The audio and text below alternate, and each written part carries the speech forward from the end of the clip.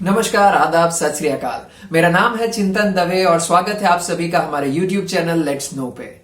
अगर आप savings account या फिर करंट अकाउंट ऑपरेट कर रहे हैं तो ये वीडियो आपके लिए काफी हेल्पफुल होगा। अगर आपको हमारा कंटेंट अच्छा लगता है तो इसे सब्सक्राइब कीजिए, इस वीडियो को लाइक कीजिए और शेयर करना मत भूलना।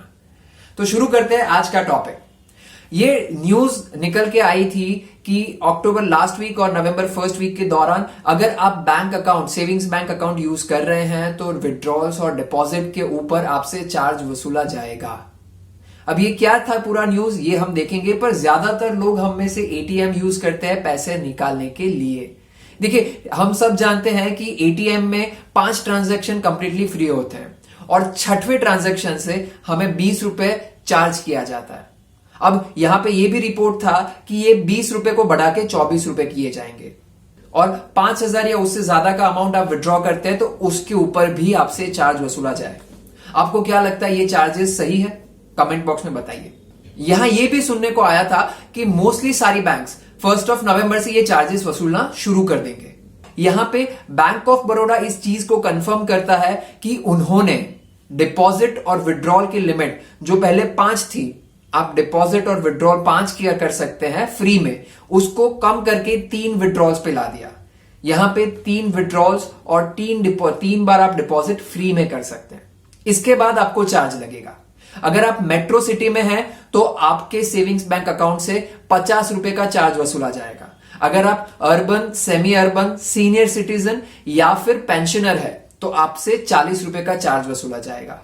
अगर आप खुद के पैसे विड्रॉ करना चाहते हैं तो अगर आप मेट्रो एरिया में हैं तो आपको 125 रुपए सेविंग्स बैंक अकाउंट पे करना होगा। अगर आप सेमी अर्बन, अर्बन रीजन में रहते हैं, अगर आप सीनियर सिटीजन या पेंशनर है तो आपको 100 रुपए पर ट्रांजैक्शन, 4थे ट्रांजैक्शन से आपको 100 रुपए ट्रांजैक्शन चार्ज लगेगा आपके सेविंग्स अकाउंट से पैसे निकालने के लिए। यहां पे अगर आप करंट अकाउंट यूज कर रहे हैं तो करंट अकाउंट पे डिपॉजिट के ऊपर अगर आप 1 लाख रुपए तक का डिपॉजिट करते हैं तो आपको 50 रुपए का चार्ज देना पड़ेगा। अगर आपका ट्रांजैक्शन 1 लाख से ज्यादा का है, अगर आप 1 लाख से ज्यादा का डिपॉजिट करने जा रहे हैं तो हर 1000 रुपए पे 1 रुपए का एक्स्ट्रा चार्ज लगेगा।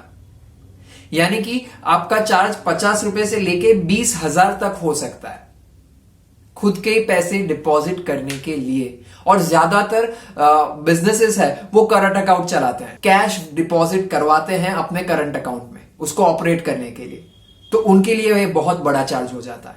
अब यहां पे काफी सारी बैंक्स थी जो ये सोच रही थी कि हम ये चार्जेस लगा देंगे, पर 1 नवंबर को उनका कोई ऑफिशियल अनाउंसमेंट नहीं होता है। पर यहां पे आईसीआईसीआई बैंक ने ये घोषित किया कि वो ये चार्जेस वसूलेंगे डिपॉजिट पर। ये क्या चार्जेस थे ये भी हम जानते हैं। यहां पे आईसीआईसीआई बैंक ने ये घोषित कर दिया कि वो ये डिपॉजिट चार्जेस लेना स्टार्ट कर देंगे एज ए कन्वीनियंस फी। अगर आप नॉन बैंकिंग आवर्स या फिर बैंक हॉलीडेज के दिन मशीन्स के थ्रू डिपॉजिट करते हैं तो आपसे 50 रुपए कन्वीनियंस चार्ज वसूला जाएगा।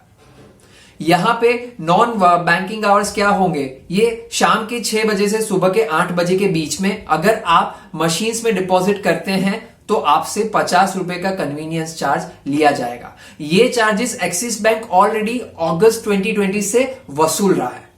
अब जब बैंक ऑफ बड़ौदा ने ये पूरे चार्जेस अप्लाई करना स्टार्ट कर दिया था तब बाकी की बैंक्स भी ये सोच रहे थे कि वो भी ये चार्जेस लगाएंगे। तभी मिनिस्ट्री ऑफ फाइनेंस ने अपना ऑफिशियल बयान जारी करते हुए कहा कि यहां पे BSBD, basic savings bank deposit accounts जो है, जिनके अंदर जनधन अकाउंट्स भी है, जिनकी तादाद तकरीबन 60 करोड़ के आसपास है, उनके ऊपर ये कोई चार्ज नहीं लगाया जाएगा।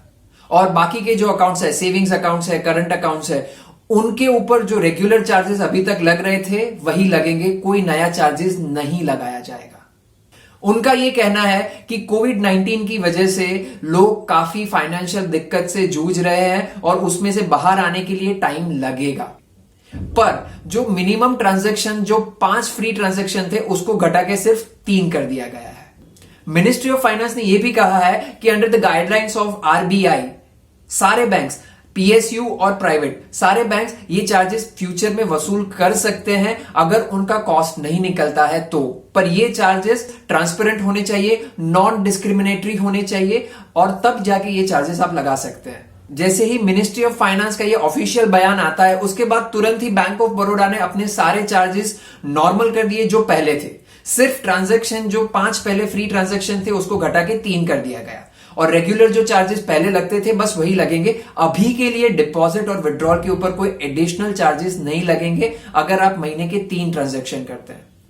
आपको क्या लगता है कि आपके खुद के पैसों को विड्रॉ या डिपॉजिट करने के लिए ये चार्जेस लेना सही बात है? आपकी राय कमेंट बॉक्स में बताइए। अगर आपको ये वीडियो अच्छा लगता है तो इसको शेयर कीजिए। आज के लिए बहुत बहुत शुक्रिया। आगे मिलते हैं कोई इंटरेस्टिंग टॉपिक के साथ। अगर आपका कोई क्वेरी है तो कमेंट में बताइए, या फिर आप मेल कर सकते हैं, मेल आईडी डिस्क्रिप्शन में है। धन्यवाद।